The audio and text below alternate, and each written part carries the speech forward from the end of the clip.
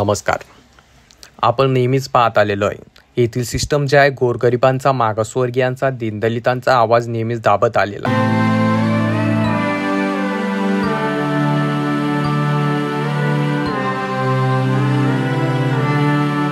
या ठिकाणी असणाऱ्या सिस्टमला कधीच दीनदलित, गोरगरीब यांना वरती येऊ द्यायचं नाही. जेव्हा कधी गोरगरीब, दीनदलित, आदिवासी, बौद्ध, मागासवर्गीय यांचा आवाज उठविणारा सिनेमा येतो किंवा अशी कुठली घटना घडते, ती दाबली जाते.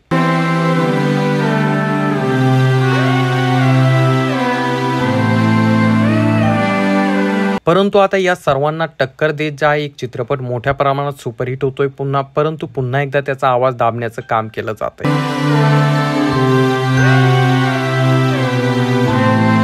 तर चला पाहूया तो चित्रपट कोणता आहे. परंतु तत्पूर्वी तुम्हाला विनंती असेल, चॅनलवर नवीन असाल तर चॅनलला नक्कीच सबस्क्राईब करा. मित्रांनो, आपण नेहमीच पाहत आलेलो आहे, अशी कुठलीही घटना घडली किंवा असा कुठलाही चित्रपट आला ज्यामध्ये गोरगरीब, दीनदलित, मागासवर्गीय, आदिवासी यांचा आवाज उठविला जातो, अशा चित्रपटांना एकतर थिएटर दिलं जात नाही आणि थिएटर जरी दिलं गेलं तरी त्या ठिकाणी ते चित्रपट चालणार कसे नाही याची अरेंजमेंट केली जाते. अशा अनेक घटना आपण पाहिलेल्या आहेत. परंतु आता असा एक चित्रपट रिलीज झालाय ज्यामुळे सगळीकडेच मोठ्या प्रमाणात तो चित्रपट धमाल घालत आहे. त्या चित्रपटामध्ये गौतम बुद्धांच्या मूर्त्या कशा तोडल्या गेल्या, गोरगरिबांवरती कसे अन्याय अत्याचार केले गेले, हे संपूर्ण प्रकरण दाखविण्यात आलेलं आहे. परंतु पुन्हा एकदा त्या चित्रपटाला डावलण्यासाठी किंवा ते चित्रपट जो आहे मोठ्या प्रमाणात सक्सेस होऊ द्यायचा नाही, तो सिनेमाघरांमध्ये चालू द्यायचा नाही, यासाठी मनुवादी लोक खेळी खेळत आहेत. तर मित्रांनो, गेल्या काही वर्षापूर्वी एक चित्रपट रिलीज झाला होता ज्याचं नाव होतं KGF. त्यामध्ये जे ॲक्टर होता यश, याचा तो चित्रपट मोठ्या प्रमाणात व्हायरल झाला होता, मोठ्या प्रमाणात चालला होता. बॉक्स ऑफिसवरती 100 करोडपेक्षा जास्त कलेक्शन केलं होतं. तो चित्रपट सुपरहिट झाला होता. आपण सर्वांनीच त्याला मोठ्या प्रमाणात प्रतिसाद दिला होता. यशचा तो चित्रपट इतक्या मोठ्या प्रमाणात प्रसिद्ध झाला होता, इतक्या मोठ्या प्रमाणात चालला होता की जागोजागी त्या चित्रपटाचे पोस्टर, बातम्या आणि त्याची चर्चा आपल्याला पाहायला मिळत होती. परंतु जर मी तुम्हाला सांगितलं KGF हे सत्य आहे, परंतु तो जो चित्रपट बनविण्यात आलेला होता तो सत्य नाही तर एक काल्पनिक चित्रपट होता. कारण मित्रांनो, KGF रिअलमध्ये खूप वेगळं होतं. KGFमध्ये होते हजारो उंदरं. त्यासोबत त्या चित्रपटामध्ये KGFच्या ठिकाणी अनेक दीनदलित, गोरगरिबांनी त्या ठिकाणी खोदाई केली होती. तुम्हाला सांगू इच्छितो, KGFमध्ये जवळपास 121 वर्ष खोदकाम चाललं होतं आणि त्या ठिकाणावरनं 1, 2 किंवा 100 नाही तर जवळपास 800 टन सोनं काढण्यात आलेलं होतं. हे 800 टन सोनं काढण्यासाठी गोरगरीब, दलित, मागासवर्गीय मोठ्या प्रमाणात झटले होते. त्यांनी मोठ्या प्रमाणात त्या ठिकाणी संघर्ष केला होता. परंतु एवढं मोठं सोनं काढल्यानंतर देखील ते भारताच्या हातात लागलं नाही, कारण ते सोनं वेगळेच कुठंतरी गेलं. तर मित्रांनो, KGFमध्ये या चित्रपटाची जी आहे मांडणी किंवा KGFची रिअल स्टोरी जी आहे थंगलन या चित्रपटात मांडण्यात आलेली आहे. हा चित्रपट रणजित यांनी प्रदर्शित केला, यांनी डायरेक्टर केला आणि यामध्ये अभिनेता विक्रम आहे.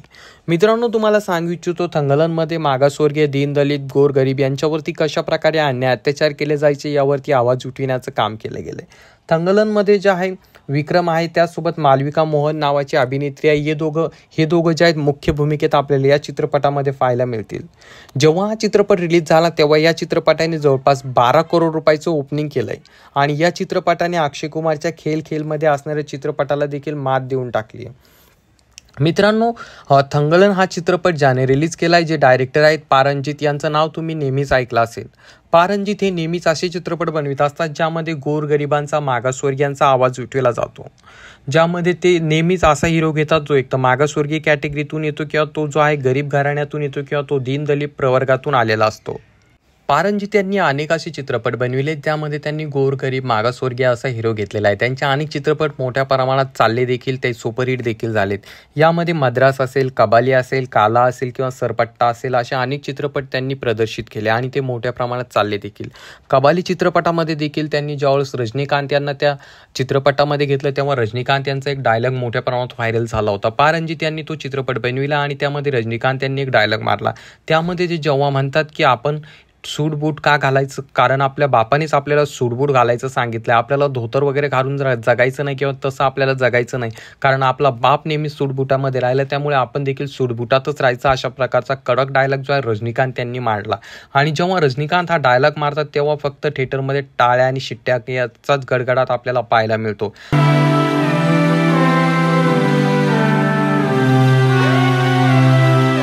अशा अनेक डायलॉग, असे अनेक चित्रपट जे आहे पारंजित यांच्याकडनं प्रदर्शित केले जातात. त्यानंतर सरपट्टा हा चित्रपट देखील त्यांचा मोठ्या प्रमाणात व्हायरल झाला होता, मोठ्या प्रमाणात चालला होता. सरपट्टा या चित्रपटामध्ये तर अक्षरशः पारंजित यांनी डॉक्टर बाबासाहेब आंबेडकर आणि गौतम बुद्ध यांची फोटो फ्रेम दाखवली होती.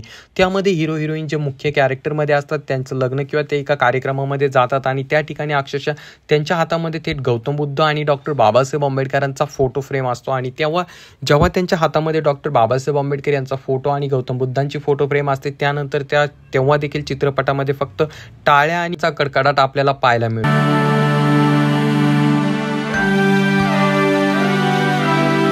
त्याचसोबत पारंजित यांचा काही दिवसांपूर्वी एक आणखी चित्रपट रिलीज झाला होता, त्याचं नाव होतं काला. यामध्ये देखील आपल्याला मुख्य भूमिका जी आहे रजनीकांत यांनी निभावलेली पाहायला मिळाली. हा चित्रपट जो आहे मुंबई येथील झोपडपट्टीवर अवलंबून होता. त्या ठिकाणी गोरगरिबांवरती कशा प्रकारे त्यांच्या जमिनी हडपल्या जातात, कशा प्रकारे त्यांना दाबलं जातं, यावरती तो चित्रपट बनविण्यात आला होता. जेव्हा हा चित्रपट रिलीज झाला होता तेव्हा देखील मोठ्या प्रमाणात हा चित्रपट चालला होता आणि यामध्ये डॉक्टर बाबासाहेब आंबेडकर त्याचसोबत गौतम बुद्धांचं एक बुद्धविहार दाखविण्यात आलेलं होतं. त्या बुद्धविहारासमोर बसून कशा प्रकारे त्या ठिकाणी जे आहे निर्णय घेतले जातात, ही देखील एक महत्त्वाचा रोल त्या ठिकाणी एक क्षण त्यामध्ये दाखविण्यात आलेला होता. त्याचसोबत जे आहे डॉक्टर बाबासाहेब आंबेडकर यांच्या अनेक फोटोंमध्ये आपण एक छोटासा कुत्रा पाहिलेला असेल, तसाच कुत्रा जो आहे या चित्रपटामध्ये देखील दाखविण्याचं काम त्यांनी केलं होतं.